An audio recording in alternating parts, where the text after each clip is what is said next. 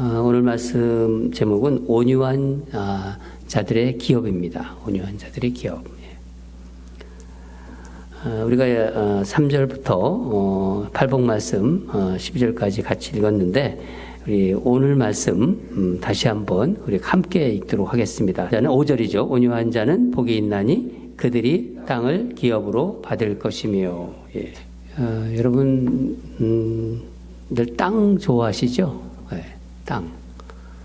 예, 온유한 자는 복이 있나니 그들이 땅을 기업으로 받는다. 그렇게 말씀하셨는데 여러분들 땅 좋아하시죠?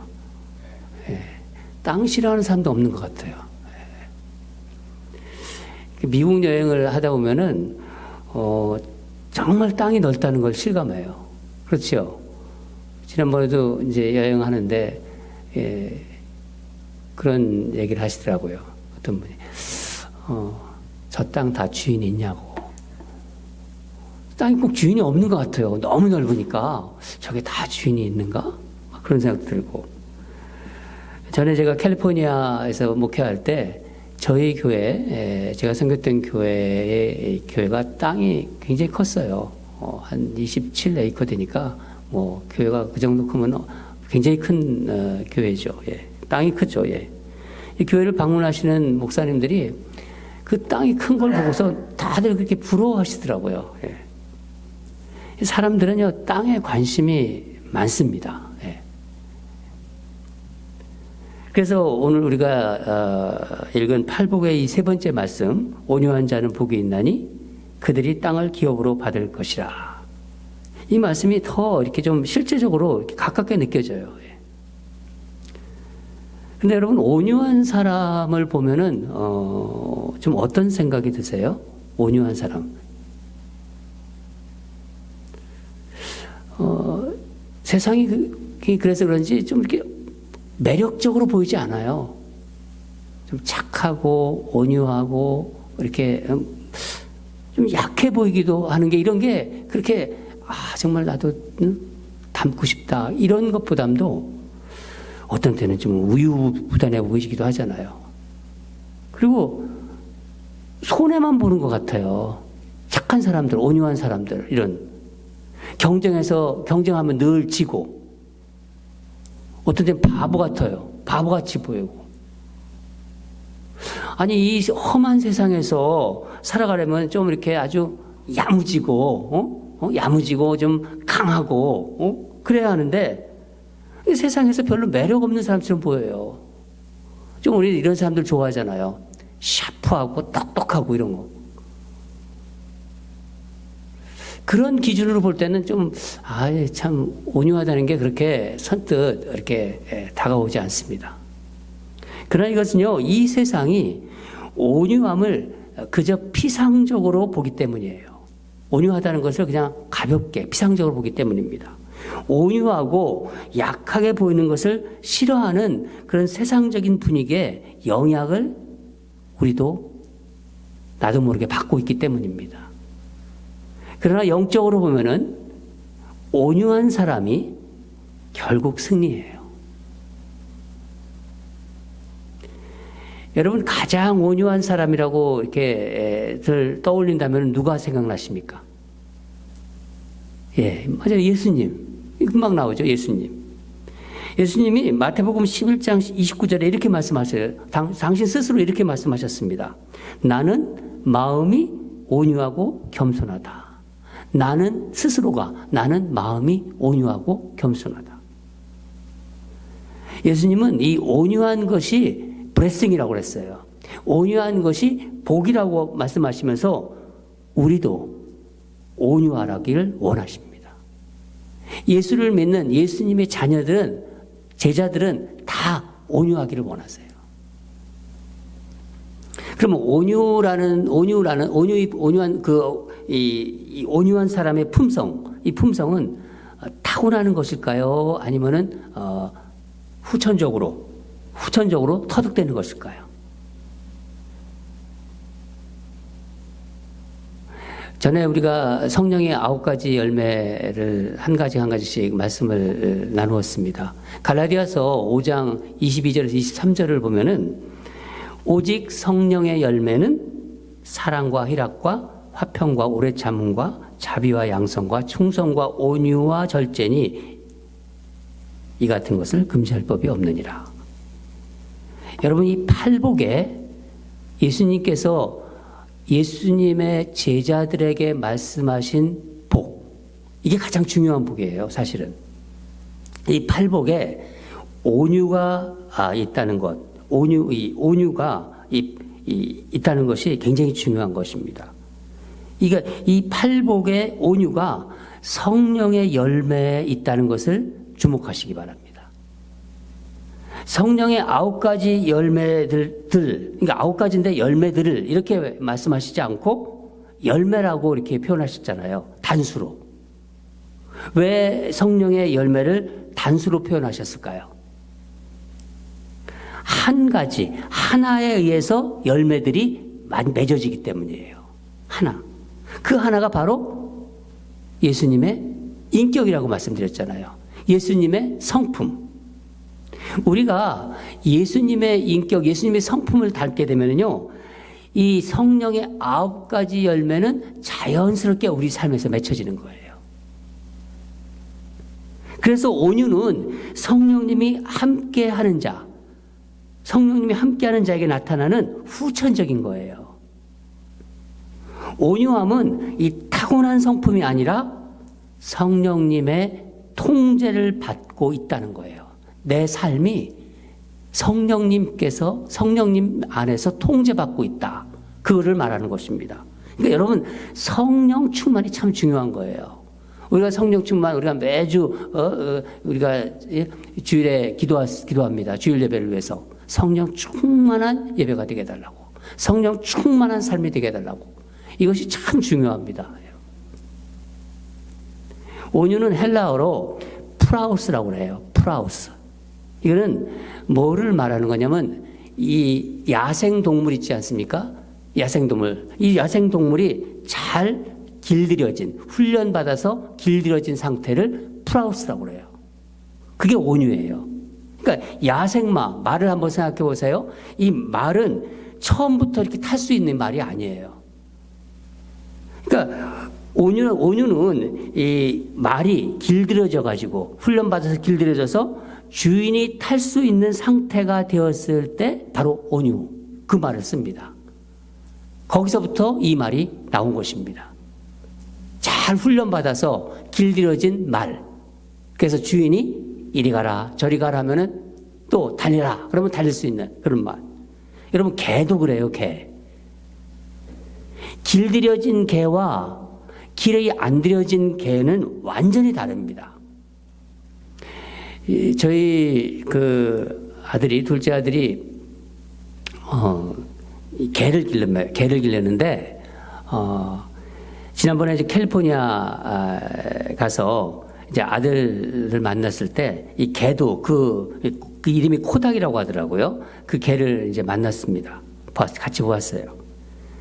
제 아들이 이제 제가 딱 이제 뭐고 개를 데리고 오면서 개한테 저한테 인사를 하라고 하더라고요. 인사하라는 딱 사인을 딱 주니까 저에게 인사를 딱 하더라고요. 어떻게 인사할 줄 아세요?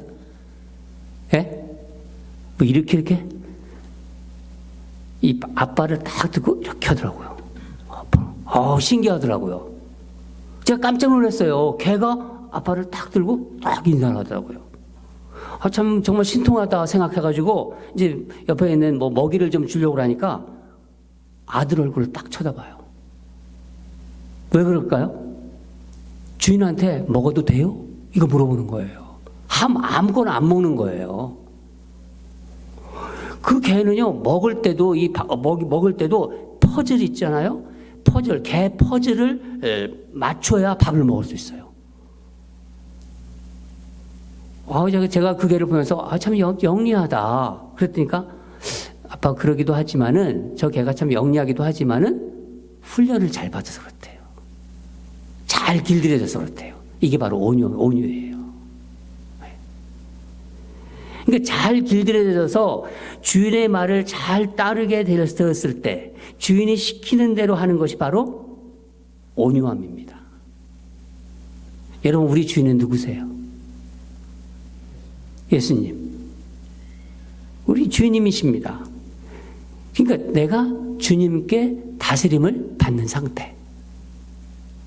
항상.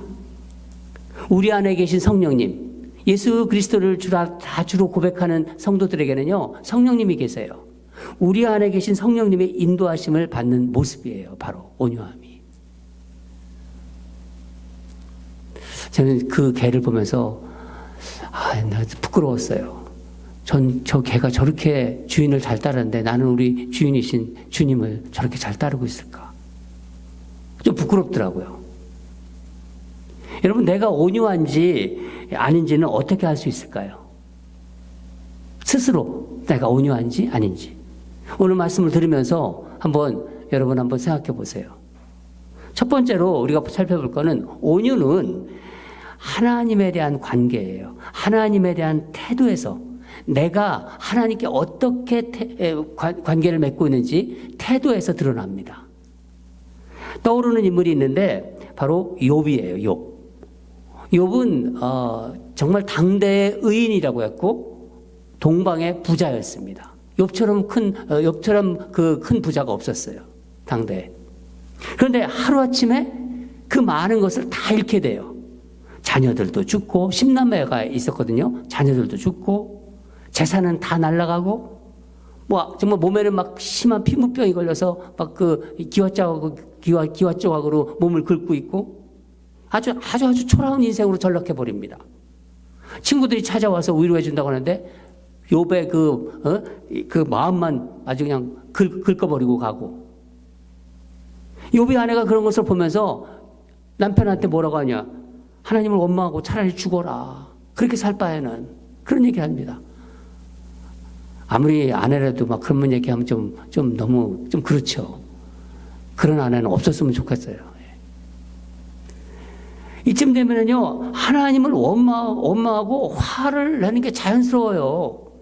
내가 한평생 의롭게 살았는데, 하나님도 나를 의롭다고 인정해 주셨는데, 내게 어떻게 이런 일이 일어날까? 그 원망하는 게 어쩌면 자연스러운 모습인데도, 욥은 어떻게 합니까? 욥은 절대로 하나님을 원망하지 않아요. 하나님과의 관계가, 하나님은 내가 원망할 대상이 아니라는 거예요. 억울하게 당하는 고난 가운데도 하나님을 떠나지 않습니다. 욥기 1장 20에서 21절을 한번 보겠는데, 욥이 일어나 겉옷을 찢고 머리털을 밀고 땅에 엎드려 예배하며 이르되 내가 모태에서 알몸으로 나와 싸운즉 또한 알몸이 그리로 돌아갈지라. 주시니도 여호와시요 거두시니도 여호와시오니 여호와 이름이 찬송을 받으실지니이다 하고 이 모든 일에 욥이 범죄하지 아니하고 하나님을 향하여 원망하지 아니하니라.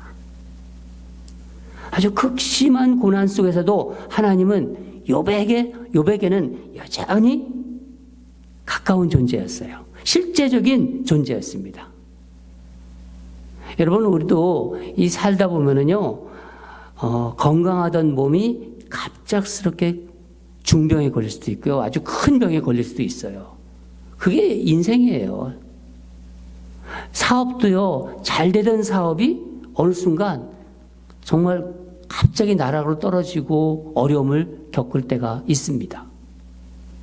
요즘 산불 많이 나잖아요.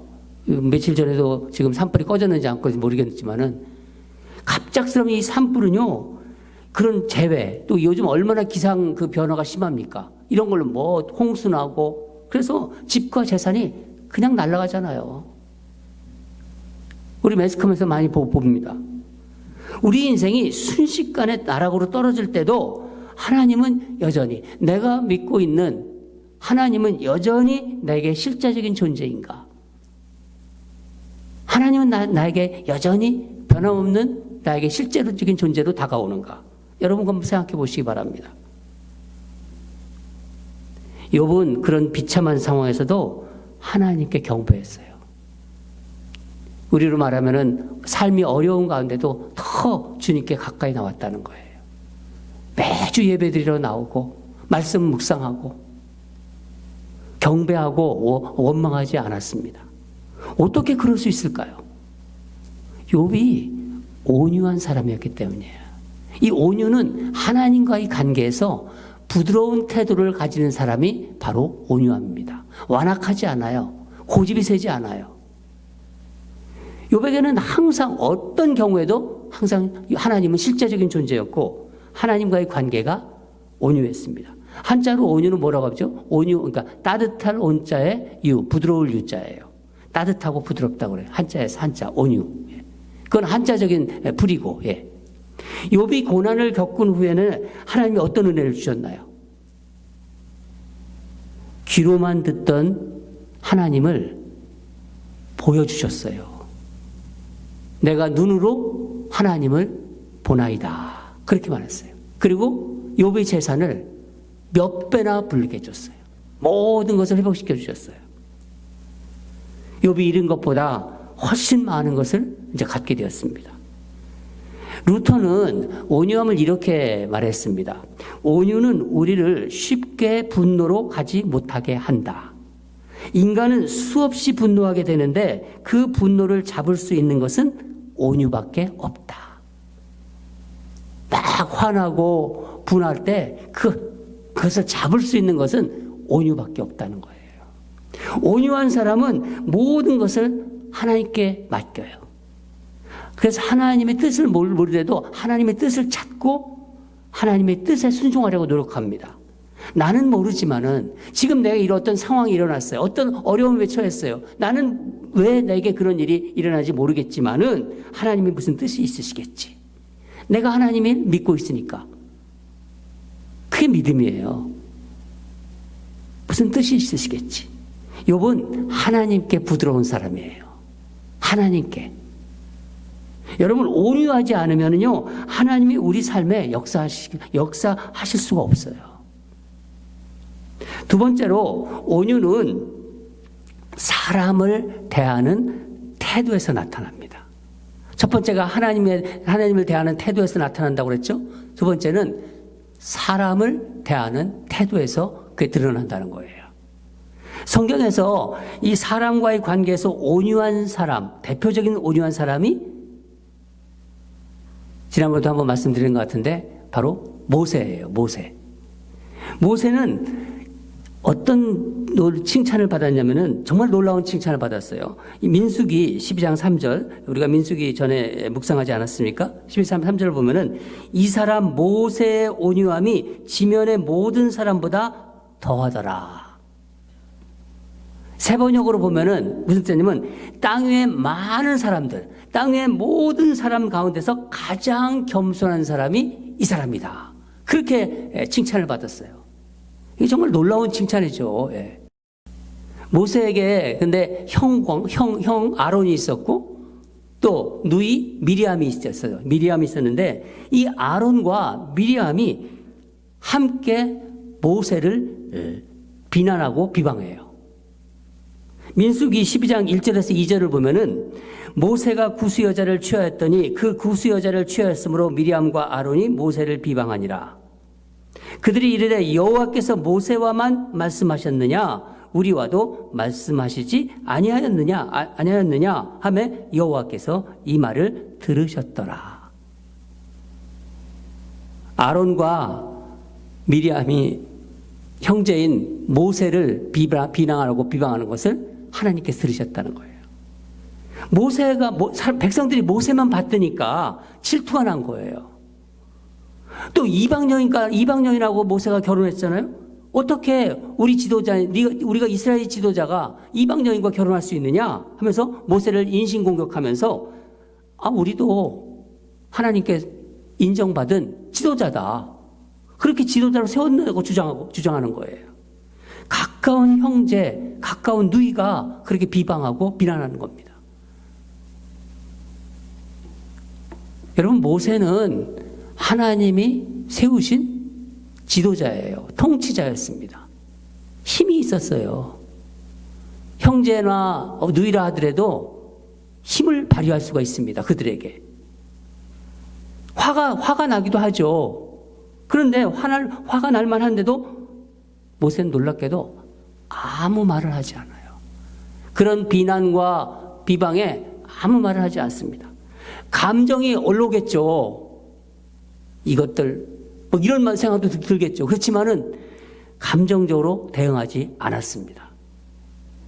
그 일로 인해서 미리암이 어떻게 되죠? 나병에 걸려요. 미리암이 나병에 걸리니까 모세가 어떻게 합니까? 누이를 위해서 하나님께 부르짖어요. 기도해요. 민수기 12장 13절을 이제 제가 읽어드리겠습니다. 모세가 여호와께 부르짖어 이르되 하나님이여 원하건대 그를 고쳐 주시옵소서. 여러분, 이게 온유함이에요. 나를 비난하고 나를 비방하는 자를 위해서 여러분 기도할 수 있어요? 울부짖을 수 있어요? 이게 바로 온유한 사람이에요. 여러분의 감정은 성령님에 의해서 다스림을 받고 계십니까? 한번 오늘 조용히 생각해 보세요. 나는 내 안에 성령님이 계신데 성령님의 간섭을 받고 계십니까? 어떤 상황 속에서? 내 입에서 나오는 말이 성령님의 통제를 받고 있나요?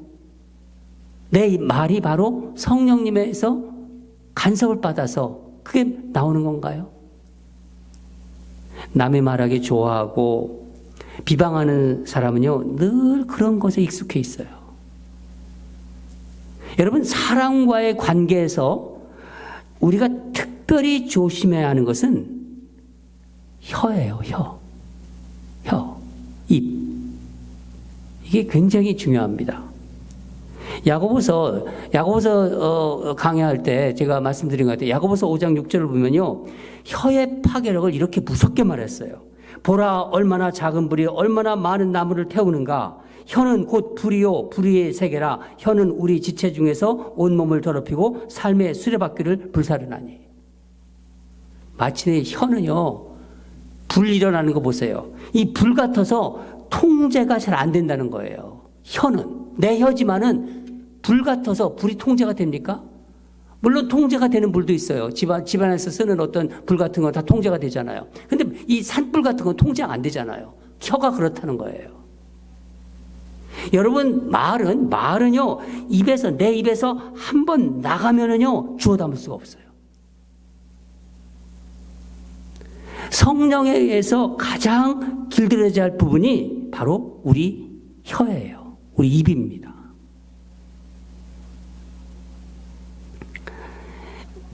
여러분 안에 좋은 생각들이 많잖아요. 제가 얘기를 들어보면요, 이렇게 말을 하다 보면 참 저도 그런 걸 그때그때 느껴요. 뭐 말씀을 나누다가도 또 보면은 참 좋은 생각을 많이 가지고 계세요. 그런데 그걸 감정을 잘 절제하면서 부드러운 말로 표현하셔야 돼요. 말을 표현하실 때도. 들어보면 참 필요하고 좋은 말이에요. 그런데 이상하게 듣고 나면 기분이 나빠요. 여러분, 그런 거 생각 있어요? 있죠? 이상하게 기분 상하게 말하는 사람들. 그 뜻은 굉장히 좋아요. 그리고 필요해요, 그 말은. 근데 듣고 나서 기분이 나빠요, 이상하게. 그런 경우 있어요? 누구를 쳐다보시고 막 그러는 것 같은데 서로.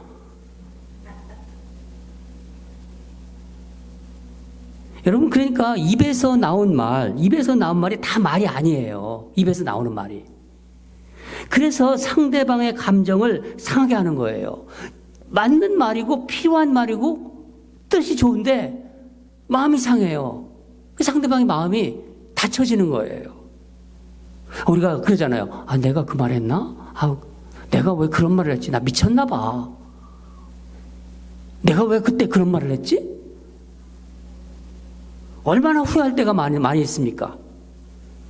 여러분, 하나님의 뜻을 담고 있는 그 생각 있잖아요. 그런 것은요, 말로 나올 때 하나님의 그릇으로 포장되어 나와야 돼요. 그게 굉장히 중요한 겁니다. 그릇에 담아 하나님의 그릇, 그 질그릇 같은 그 그릇에 담아서 여러분의 그 마음을 표현하시기 바랍니다. 그렇게 되기 위해서는요, 하나님의 말씀을, 하나님의 그 성령, 여러분 안에 있는 성령의 그 간섭을 계속 받아야 돼요. 그러니까 계속 누가 잔소리 하잖아요. 잔소리. 근데 성령의 잔소리는 계속 받아야 돼요. 그게 큐티예요. 아침마다 묵상하는 거예요. 아침마다 제가 새벽 6시, 5시에 일어나서 저는 하나님께 잔소리 듣기 위해서 일어나는 거예요. 그게 성령의 간섭하심이고 큐티예요. 여러분.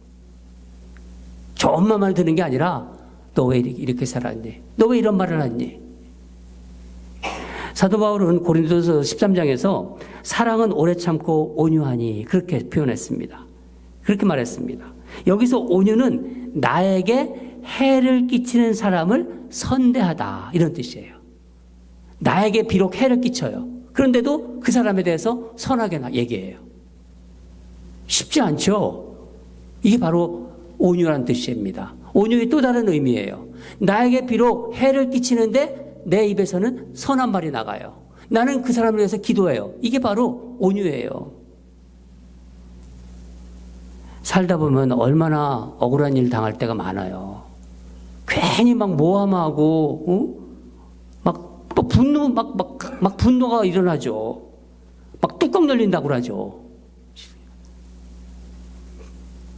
지난번에도 한번 말씀드린 것 같은데 제가 잊혀지지가 않아서 자꾸 또 이런 얘기를 하는데 캘리포니아에서 있었던 일인데 저를 한동안 계속해서 의도적으로 비난하는 한 집사님이 있었어요. 제가 정말 참기가 어려웠어요. 당회를 또 소집하기도 했었어요, 사실은. 힘들어가지고. 그러니까 제가 그분을 만나서 몇 번이나 그거 오해다. 내가 오해다. 당신 그 집사님 그거 내 진심이 아니다. 하는 걸 몇 번이나 얘기했는데도 제 진심이 통하지 않는 거예요. 그래서 어느 날 새벽에 새벽 기도하고 나서 너무 억울하고 분해가지고 그냥 하나님께 막 간절히 막 그냥 기도했습니다. 호소하면서. 주님, 제가 안 그러신 거 아시죠? 주님, 저 집사님 나쁜 사람이에요. 그랬어요. 근데 마음이 금방 들으니까. 진심을 몰라주고 그러니까. 하나님 혼내주세요. 저 집사님 혼내주세요. 근데 제가 막 기도하는데 기도 중에 제 마음에 이런 음성이 들리는 거예요. 내가 억울한 거 나 안다. 내가 억울한 거 안다. 나도 받았다. 그런 마음이 자꾸 제게 생기는 거예요. 그 기도하면서 제가 주님이 아신다고 하니까 좀 마음이 이렇게 진정되더라고요. 그러면서도 주님도 그런 비난을 받았다. 주님도 그런 억울함을 받았다. 이 생각이 미치니까 제가 오해를 받고 이렇게 비난받고 비난받는 것, 이거 혹시 또 주님이 받으시는 거 아닌가? 이런 마음도 들었어요. 내가 주님의 자녀니까. 막 배짱이 들더라고요. 내 인생이 난 주님께 바쳐진 인생이고, 어차피 주님 건 아닌가, 이런 생각이 들고. 그래서 그 이후에 정말 힘들어도 그 집사님을 만날 때 감정을 절제했습니다. 감정적으로 말하지 않았어요. 그리고 전혀 맞대응하지 않았습니다. 대응하지 않았어요. 그런 마음이 들더라고요. 그러니까 하나님께 그냥 다 맡겼어요. 기도하면서. 좀 시간이 지나서 제 억울한 마음이 점점 사라지더라고요. 그리고 마음이 평안해졌어요. 그 집사님을 만나서 미안하다고 진심으로 사과했습니다. 그분이 듣진지 안지 간에 저는 정말 미안하다고 사과했어요. 그분이 그런 상황에 나로 인해서 그렇게 오해를 했으니까 그렇게 말씀을 드리는 것이 맞다고 생각하고 그게 성령님이 소리났다고 생각합니다. 저는 사실 그런 사람 못 돼요. 저는 그런 사람 못 됩니다. 저는 화가 나면요, 제 얼굴에 다 나타나요. 그리고 싫어하면 다 얼굴에 나타나요. 여러분 잘 생각하세요. 근데 제가 알아요. 그거를. 근데 제 안에 성령님께서 하신 거예요. 저는 그거 못하는데 제 안에 성령님께서 간섭하시고 그렇게 하도록 한 겁니다.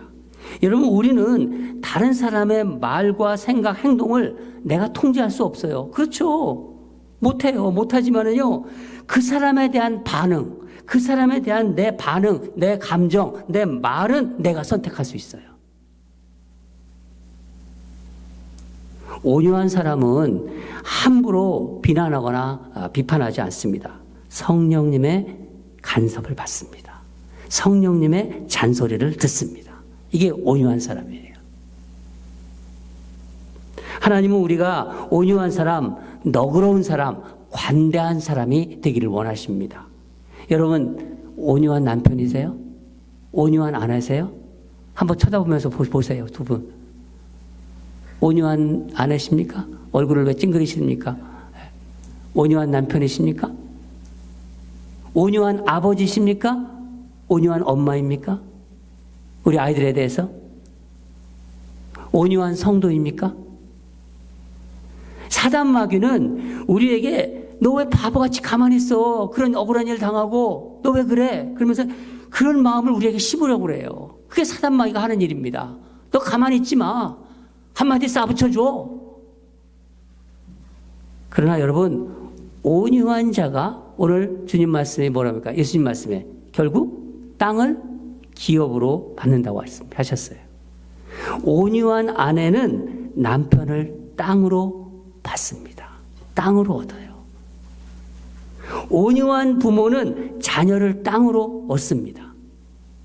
교회가 온유하잖아요. 교회가 온유하면 은혜의 복을 땅으로 주세요. 여러분, 끝까지 살아남는 사람이 강자일까요? 끝까지 동물의 세계를 가만히 보세요. 끝까지 살아남는 사람도요, 온유한 사람이 끝까지 살아남아요.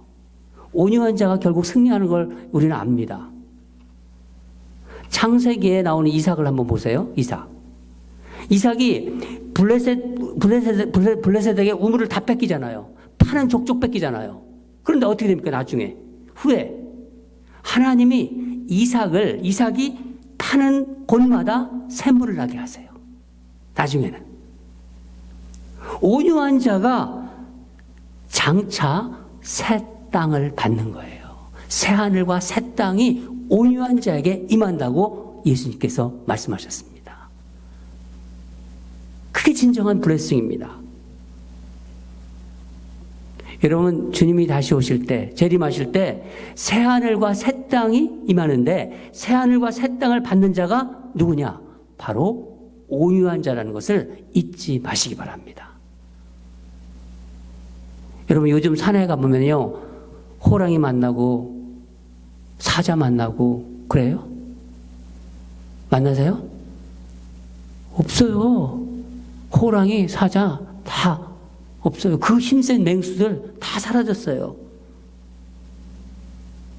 힘센 맹수들이 산을 지배하고 번성하고 힘이 세니까 다 잡아먹고 번성할 것 같은데 그렇지 않잖아요. 어떻게 됐죠? 호랑이, 사자 다 죽었어요. 다 죽었어요. 뭐가 있어요? 토끼, 다람쥐. 이게 얘들이 다 땅을 기업으로 받았어요. 그 넓은 땅을. 지금 토끼, 다람쥐 살판 났어요. 사랑하는 여러분, 온유하십시오. 온유한 자는 복이 있나니 그들이 땅을 기업으로 받을 것이며. 예수님께서 빈말하시는 분 아닙니다. 우리는 행복이 기준이 바뀐 예수님의 제자들이에요. 제가 그랬잖아요. 세상적인 행복이 우리 행복이 다가 아니라고. 하나님께서 우리는 행복의 기준을 바뀐 우리 제자들에게 오늘 주신 말씀입니다. 온유한 자는 복이 있나니 그들이 땅을 기업으로 받을 것이요. 우리 모두 그런 온유한 자가 되기를 주님으로 축원합니다. 다 같이 기도하겠습니다. 하나님 아버지, 예수님께서 제자들에게 세 번째 복으로서 온유한 자는 복이 있다고, 온유한 자는 땅을 기업으로 받을 것이라고 말씀하셨습니다. 하나님, 이 말씀을